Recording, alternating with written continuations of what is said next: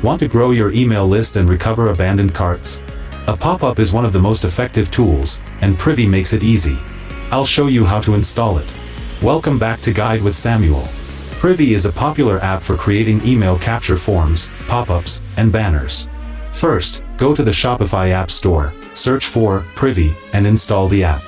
Once installed, Privy will automatically add the necessary code to your store. You can then use Privy's simple drag-and-drop editor to create your first pop-up. Choose a goal, like email collection, customize the design, and set rules for when and where it appears. A crucial pro tip: offer a real incentive. Instead of just subscribe for updates, try get 10% off your first order.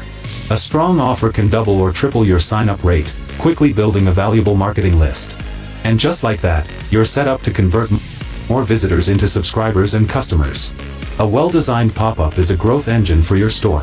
What kind of offer do you think converts best? A percentage discount or a free shipping code? Let me know in the comments, and subscribe for more quick, actionable guides. Thanks for watching.